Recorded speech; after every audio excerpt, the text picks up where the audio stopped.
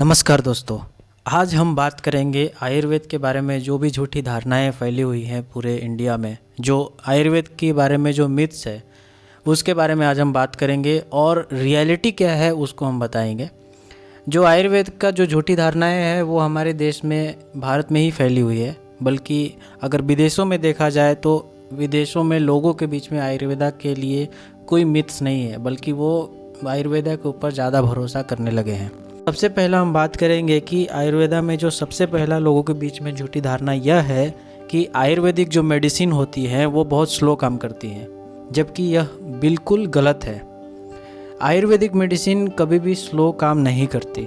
Ayurvedic medicine का result का time इसलिए ज़्यादा हो सकता है क्योंकि वो मेडिसिन हमारे जो बीमारियां हैं उनके जड़ों को ख़त्म करती है। हमारे डिजीज़ के जो रूट कॉज है वहाँ पे वो औषधि जाकर काम करती है और उसे जड़ से ठीक करती है, इसलिए थोड़ा सा टाइम स्पेंड करना पड़ता है उस बीमारी को ठीक करने में।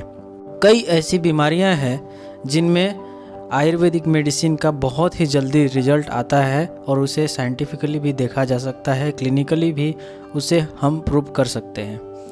अगर देखा जाए तो बहुत सारे ऐसे मिनरल्स को प्यूरिफाई करके और आयुर्वेद में प्रयोग किया जा रहा है, जल्दी रिजल्ट आना शुरू हो चुका है। आयुर्वेद के बारे में जो दूसरा मिथ है वो यह है कि आयुर्वेद केवल जड़ी बूटी है, यानी कि गांव में लोग ऐसा सोचते हैं कि आयुर्वेद सिर्फ जो पौधे हैं उनके जड़ी बूटी के बारे में अगर आपको जानकारी है कि गुड़ची लेने से आपका बुखार उतर जाता है या फिर तुलसी के पत्ते का काढ़ा पीने से आपका सर्दी खांसी ठीक हो जाता है, सिर्फ इतना ही है, जबकि यह बिल्कुल गलत है। आयुर्वेद सिर्फ जड़ी बूटी नहीं है। आयुर्वेद में कई ग्रंथों का हमें उनके बारे में पढ़ाई करना पड़ता है, कई बीमारियों के निदान के बारे में, कॉज के बारे में पढ़ाई करना पड़ता है। जो आयुर्वेदिक कॉन्सेप्ट्स हैं उनको समझना पड़ता है। बीमारियों की क्या पैथोजेनेसिस है, वो कैसे होता है, आयुर्वेद के हिसाब से कैसे उसको ठीक कर सकते हैं, और आयुर्वेद में जो अलग अलग तरीके से बीमारियों को ठीक करने का तरीका बताया गया है, जिसमें पंचभौतिक चिकित्सा होती है, जिसमें और जो पंचकर्मा थेरेपी है, ये अलग अलग प्रकार की चीज़ें हैं जो आयुर्वेद को महान बनाती हैं। आप ऐसा सोचते हैं कि आयुर्वेद सिर्फ होम रेमेडी तक ही सीमित है, तो आपकी सोच बिल्कुल गलत है। आयुर्वेद में आज बड़े से बड़े बीमारियों जो क्रॉनिक डिजीज़ होती है, हेरिडिटरी डिजीज़ हैं, उनको भी ठीक करने में काफ़ी सक्षम हो रहा है और बहुत तेज़ी से आगे बढ़ रहा है। जो तीसरी मिथ्स है वो यह है कि आयुर्वेदिक साइंस का कोई साइंटिफिक वैलिडेशन नहीं है, यानी कि इसका कोई साइंटिफिक बेस नहीं है, जबकि ये बिल्कुल गलत है। जिन लोगों को पता नहीं है कि आयुर्वेद में कई ऐसे विषयों के बारे में हमें पढ़ना पड़ता है। फर्स्ट ईयर से लेके फाइनल ईयर तक बीएमएस कंप्लीट होने के बाद फिर जब हम पोस्ट ग्रेजुएट डिग्री की पढ़ाई करते हैं, उनमें कई ग्रंथों का हमें पढ़ाई करना पड़ता है। तो जो शुरू से लेके अंत तक जो हमने पढ़ा है वो साइंटिफिकली प्रूव्ड जो भी बातें ग्रंथों में लिखी गई हैं, जो संहिता में लिखा गया है, चरक संहिता, सुश्रुत संहिता, जो अलग अलग संहिता है, कश्यप संहिता, जो पेडियाट्रिक्स के बारे में उन्होंने इतना अच्छा से विस्तार से उन्होंने आज से कई साल पहले उसके बारे में उन्होंने अनेक बीमारियों के बारे में, बच्चों के बारे में बताया था।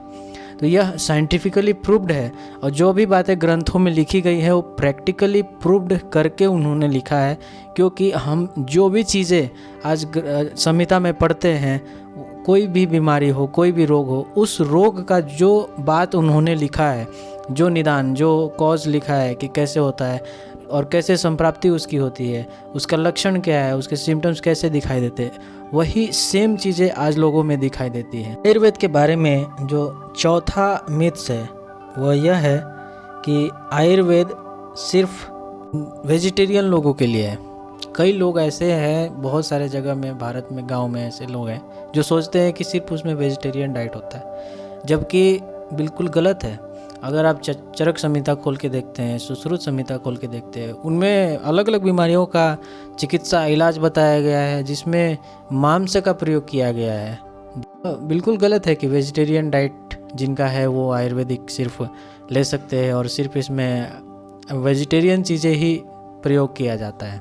जो पांचवा मिथ्स है, जो झूठी धारणाएं हैं, वो आयुर्वेदिक डॉक्टरों के बारे में यह है कि आयुर्वेदिक डॉक्टरों को कम नॉलेज होता है और वो सिर्फ बीमारियों को ऊपर ऊपर से पढ़ाई करके या फिर बीमारियों को ऊपर ऊपर से समझ के उसको ठीक करने का प्रयास करते हैं, लेकिन यह बिल्कुल गलत है। आयुर्वेदिक जो वैद्य होते हैं वो हर एक चीज़ को अच्छे से पढ़ने के बाद, उसको एक्सपीरियंस करने के बाद, संहिताओं को समझने के बाद और किस व्याधि में हर औषधि को प्रयोग करना है उसको समझकर फिर वो प्रैक्टिस करते हैं। और बहुत सारे ऐसे पेशेंट जो एलोपैथी का ट्रीटमेंट ले रहे होते हैं लेकिन उनको रूट कॉज से पूरी सिम्टम्स नहीं जाती है और वो सिर्फ कुछ दिनों के लिए उनको आराम होता है, लेकिन फिर से उनको वो बीमारी की प्रॉब्लम होती है। तो आयुर्वेद में आने के बाद उनको समझता है कि आयुर्वेद में उनकी बीमारी को जड़ से ख़त्म किया जा सकता है। तब उनको यह विश्वास होता है कि आयुर्वेदिक डॉक्टर काफ़ी नॉलेजफुल होते हैं और वह जो उनकी बीमारियों को एलोपैथिक डॉक्टर या फिर कोई और भी ब्रांच के डॉक्टर ठीक नहीं कर सकते, वो आयुर्वेदिक डॉक्टर ठीक कर सकता है। और जो नेक्स्ट जो झूठी धारणाएं हैं, जो मिथ्स है, वो यह है कि आयुर्वेदिक डॉक्टर कम पैसा कमाते हैं। जो भी बीएमएस स्टूडेंट्स अभी पढ़ाई कर रहे होते हैं वो सोचते हैं कि मैं जनरल प्रैक्टिस करके अच्छा पैसा कमा पाऊँगा, लेकिन यह उनकी धारणा बिल्कुल गलत है।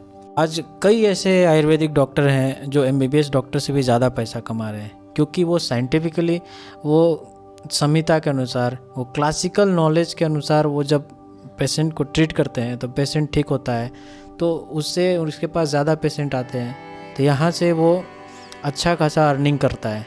जो कि अगर वह बिल्कुल प्योर आयुर्वेदा प्रैक्टिस करता है तब जाके वो सक्सेसफुल हो सकता है। लेकिन अगर आप मिक्सोपैथी करते हैं या फिर आप आयुर्वेदा सीखने के बाद एलोपैथी करते हैं तो आप कभी भी सक्सेसफुल नहीं हो सकते, क्योंकि उस चीज़ में आपकी नॉलेज उतनी बराबरी नहीं कर सकती जितना एक एमबीबीएस एमडी डॉक्टर जो होते हैं उनके पास होती है। तो कभी भी अगर आप यह सोच रहे हैं कि मैं बीएमएस के बाद जनरल प्रैक्टिस करके सक्सेसफुल हो पाऊँगा एलोपैथी का, तो आप नहीं हो सकते। अगर आप प्योर आयुर्वेदा प्रैक्टिस करते हैं, क्लासिकली फॉलो करके प्रैक्टिस करते हैं, तो आप अच्छा अर्निंग कर सकते हैं